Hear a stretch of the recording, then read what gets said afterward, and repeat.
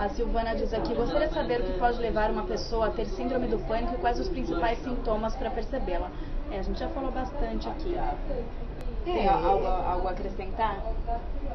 Eu acho que é isso, é muita coisa e você tem que tentar acalmar. E você percebe. A hora que você perceber, o primeiro ataque que você tiver, você percebe. Porque quem teve, olha, realmente é muito difícil. Agora a pergunta da Andressa Carlo, ela diz, boa tarde, doutora, tenho uma amiga que sofreu síndrome do pânico e hoje em dia carrega xarope e calmante na bolsa para prevenir. Tiveram vezes em que ela pediu que eu pegasse o remédio na bolsa dela no meio do trânsito porque ela precisava tomar. Não seria bom ela ficar um tempo sem dirigir? São comuns casos de pânico no trânsito? Bom, em primeiro lugar, eu não sei quem deu esse xarope para ela tomar. Porque xarope calmante não é isso que você toma para síndrome do pânico. Que tipo de remédio funciona? Então, aí ela tem que procurar um psiquiatra e o psiquiatra vai indicar o remédio, entendeu? Mas não é esse tipo de coisa.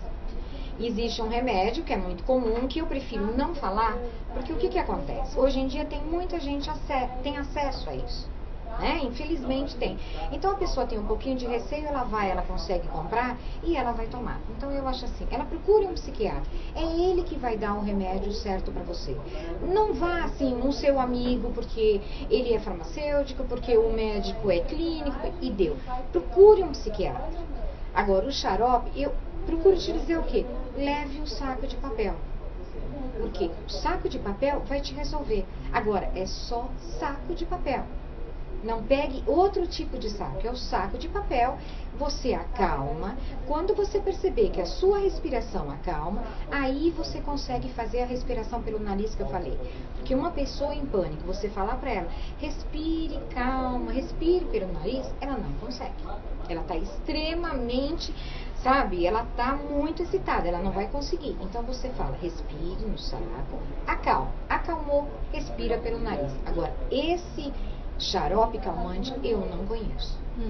Mas conforme a pergunta dela, acontece muito no trânsito? Se ela tiver esse problema no trânsito, aí ela tem que parar de dirigir.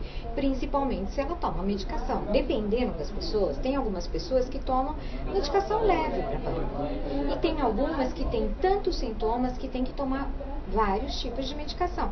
É uma combinação de algumas medicações, tá? Então, isto você não pode dirigir. Primeiro, porque você não fica com os seus reflexos, Então, mas isso o seu psiquiatra tem que te informar, ou o seu psicoterapeuta. Então, se você já tem um pânico de direção, realmente ela não pode dirigir. Ou pelo menos, ela não pode dirigir sozinha. Ela tem que aprender. Ela começou a ter o sintoma, ela tem que parar o carro e procurar se tratar. Agora, a Gabriela Procópio diz aqui, olá, tenho um pouco de medo de dirigir, estou melhorando, mas quando estou em estacionamentos lotados fico muito mal. Isso é um tipo de agarofobia também? O que eu posso fazer a respeito? Obrigada e parabéns. Olha, realmente é isso mesmo, você tem um pouco de medo de dirigir. O que é esse pouco de medo de dirigir? Você consegue dirigir, mas quando você está num lugar muito cheio, você fica assustada. Quando tem muitos carros, você fica.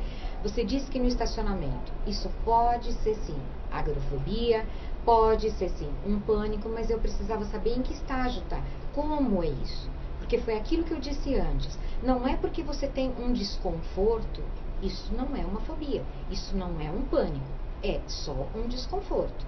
Ele passa a ser algum transtorno quando você deixa de fazer as coisas. Então, por exemplo, eu não gosto de ir a restaurantes cheios. Mas se eu não tenho outro jeito, eu vou. Agora, se eu deixo de ir porque vai me fazer mal, aí já é outra coisa. Entendeu? A pergunta da Cristina Beltrão agora é: oi Miriam, o fato de eu ter feito um tratamento muito rápido sem ter tido tempo de processar tudo pode resultar em um tratamento não tão eficiente como deveria ser? Não é bem isso. Você tem que dar uma continuidade a tudo isso. Então, o que acontece? Essa pessoa é a que eu tratei. Ah, é? É de Recife.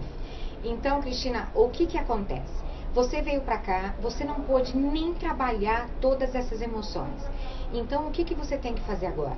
Você tem que começar a trabalhar todo esse processo que foi feito e começar a mudar um pouco a sua vida, que foi o que nós conversamos. Se você não mudar o seu modo de viver, você vai continuar nessa situação estressante, não vai mudar nada, logo você vai ter um pânico de novo. Porque o que você fez? Você melhorou, mas não mudou. Então você não fez nada. O que ela tem que mudar especificamente? Então, ela tem que tirar essa vida estressante que ela tem. São hábitos. Então você tem que procurar a respirar melhor, a ter o controle da sua respiração, é a cuidar do seu emocional. É aquele relaxamento que eu falei, todas as pessoas deveriam fazer uma meditação, um relaxamento de 15 a 30 minutos por dia. Você não vai para uma academia cuidar do seu corpo? Cuide da sua mente. É aqui que cuida do seu emocional, de tudo. Então, você que tem um pânico, você não controla as suas emoções. Então, passe a controlar. A Cristina aprendeu como respirar melhor, como controlar, como meditar. Se ela pegar tudo isso e falar, nossa, eu aprendi, eu já tô boa. Em 14 dias, para quem teve pânico o ano, ninguém consegue tirar ninguém de pânico. Mas ela não teve nenhum. Então, ela já viu que dá certo.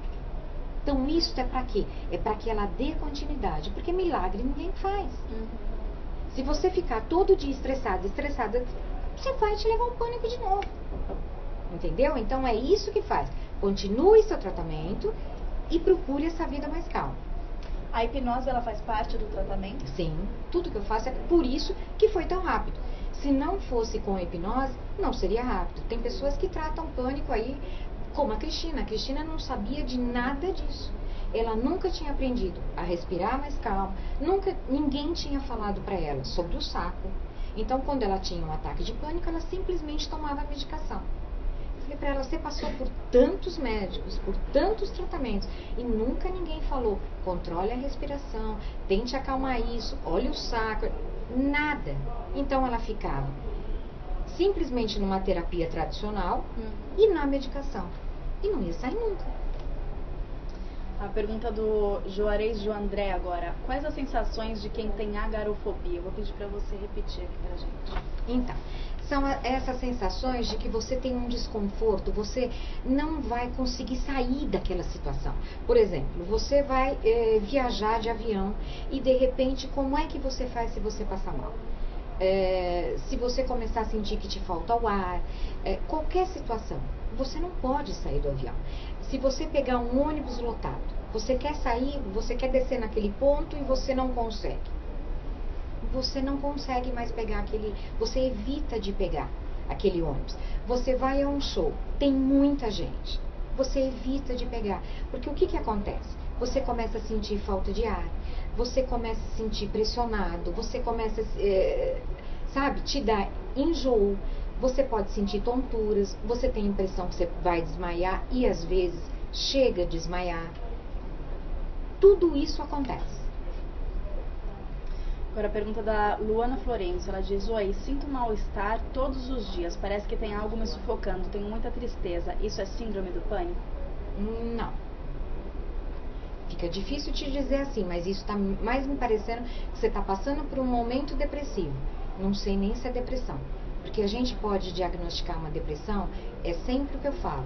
Pelo menos se você tem um sintoma de depressão, no mínimo com 6 semanas, com meses daquilo. Eu não posso te falar porque você está triste, porque você brigou com o seu namorado, então você está tendo, sei lá, 1 mês de tristeza. Você não colocou porque você está triste e nem porque você está se sentindo sufocado. Então, eu não sei se isso é uma tristeza porque te aconteceu alguma coisa, então é normal você ficar triste, ou se é uma tristeza que você não sabe por quê. E mesmo assim, mesmo que seja uma tristeza que você não consegue identificar o motivo, ela tem que ter um período para aí a gente poder dar um nome às coisas. Ô Miriam, a gente vê na mídia que algumas pessoas famosas sofrem de síndrome do pânico. A fama contribui para isso? Sim, porque tem uma pressão muito grande, né? Você tem horários a cumprir, você tem que sempre passar aquele padrão. Né? Por exemplo, vamos dizer, a pessoa, ela tem que manter um corpo magro, vamos dizer, se é uma modelo, ela tem que manter o corpo magro, ela tem que estar sempre bonita, então ela tem uma pressão. Durante todo o tempo ela tem que controlar a alimentação, controlar o cabelo, controlar tudo. Ela tem que estar sempre impecável. Só que fora tudo isso, ela é uma mulher. Provavelmente ela tem uma família, provavelmente ela tem uma casa para cuidar. Então, às vezes, a pressão é tão grande que foge, que é aquilo que eu falei, transborda. Imagina um copo que você vai colocando, de repente a água cai. É isso que acontece com a gente transborda, aquilo é muita coisa pra gente. E aí vem a síndrome do pânico. A gente falou muito em relação às mulheres, agora os homens, eles têm sensações diferentes ou não? Não, é a mesma coisa. É a mesma coisa.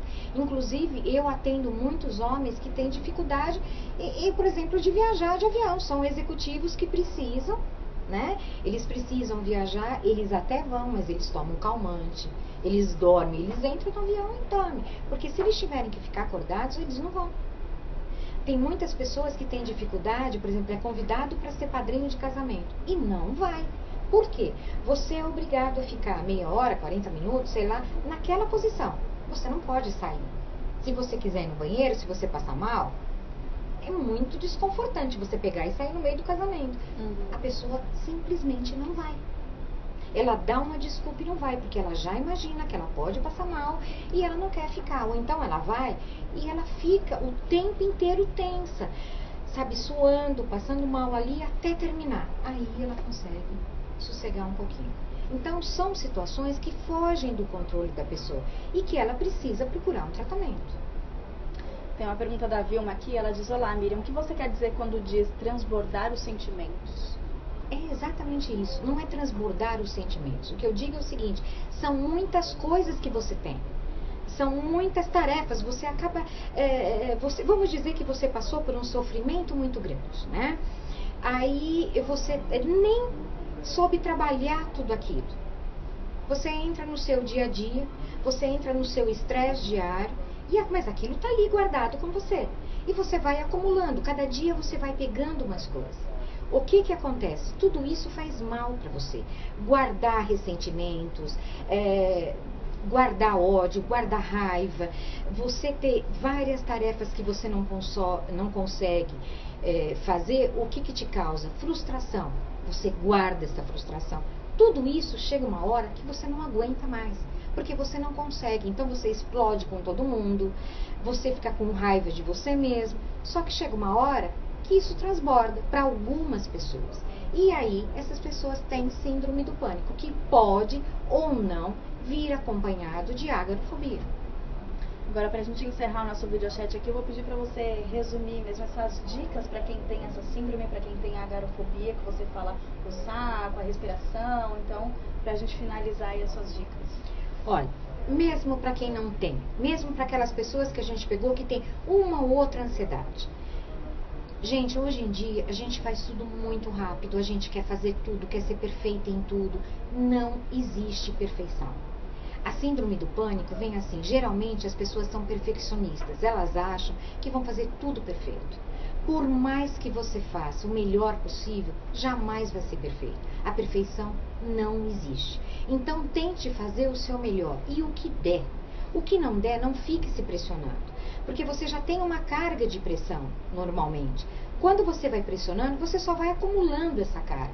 Aí, de repente, aparece outra coisa que você não consegue administrar. Então, procure administrar o seu corpo. Procure administrar o seu emocional. Isso de que maneira? Comece a se conhecer. Procure se conhecer de uma maneira, faça uma meditação, faça uma respiração. Procure no meu site, tem a respiração, tem um relaxamento que é uma meditação, ou então procure qualquer tipo de meditação. Você tem que procurar ficar 15 a 30 minutos todos os dias com você mesmo, para que você se goste, que você se conheça. Quando você se conhecer, não vai mais haver esse desequilíbrio, porque você sabe o que acontece com você, então você sabe controlar tudo isso. Se você não se conhecer, fica muito difícil. É esse o recado que eu queria dar.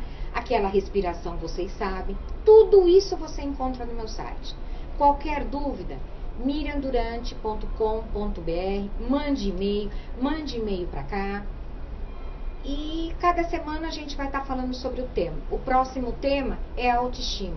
Então, qualquer pessoa que tiver alguma dúvida sobre autoestima, mande pra gente as perguntas e eu vou procurar responder da melhor maneira possível. Obrigada e boa semana. Muito obrigada, Miriam. Obrigada a você. Obrigada a participação de vocês e continuem ligados aqui no portal da Rede TV. A gente vai informando sobre as novidades aqui. Até o próximo videochat.